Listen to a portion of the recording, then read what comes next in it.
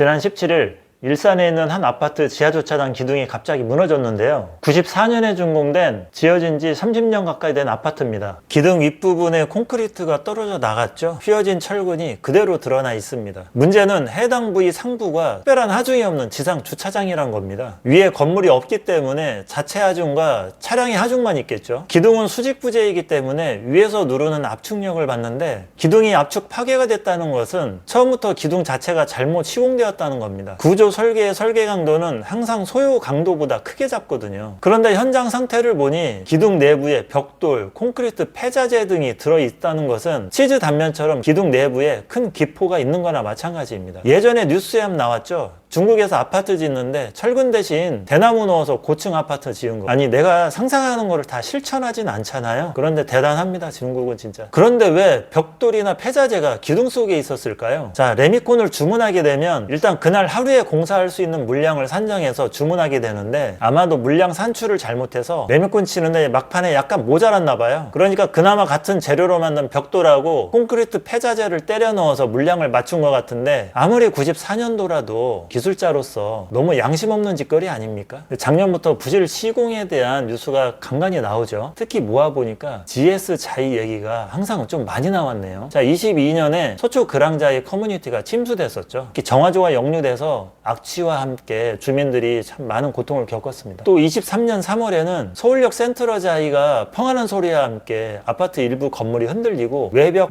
화강석 등이 떨어져서 파손이 됐었죠. 뭐 그나마 다행인 것이 발코니 비내력 벽 쪽 기둥이라서 하중을 받지 않아서 그나마 건물 안전에 영향을 주지 않는다고는 하는데 그래도 너무 불안한 일입니다, 입주민 입장에서는. 그리고 올해 4월에는 GS건설에서 시공했던 검단 신도시, 너무나 뉴스도 많이 나오고 유명했죠. 지하주차장 지하 1층과 2층 상부 슬라브가 무너지는 사고, 정말 천만다행으로 인명피해는 없었죠. GS건설에서는 뭐 브랜드 이미지를 생각해서 뭐 전체 재시공을 결정했다고 하는데 재시공하기 전에 좀 제대로 좀 해줬으면 합니다. 또 최근 준공된 개포자이 프레지던스 2번에 걸쳐 침수 사건이 있었죠. 그리고 평택자이, 뭐 흑석 리버파크 자이 침수하면 이제 자이가 생각나는데 뭐 베네치아 자이라는 별명도 생겼네요. 작년 올해에 들어서 특히 대기업의 부실 시공 논란이 자꾸 문제가 되고 있는데 아주 일부분에 대한 문제는 시정하고 구조 보강하면은 사실 별 문제는 없습니다. 하지만 그 안에서 살아야 되는 아파트 입주민들 그리고 주변 사람, 또 앞으로 입주가 예정되어 있는 분들께는 굉장히 불안한 얘기일 수밖에 없습니다. 아파트 집안채가 전 재산인 대부분의 서민들 입장에서는 내 전 재산이 위험한 환경에 노출되어 있다는 것 자체가 너무 불안하죠. 각종 광고를 통해서 물건을 팔 생각만 하지 말고 대기업에서는 책임감을 가지고 그 이름에 걸맞는 값어치 있는 물건을 제공해 주시길 바라겠습니다.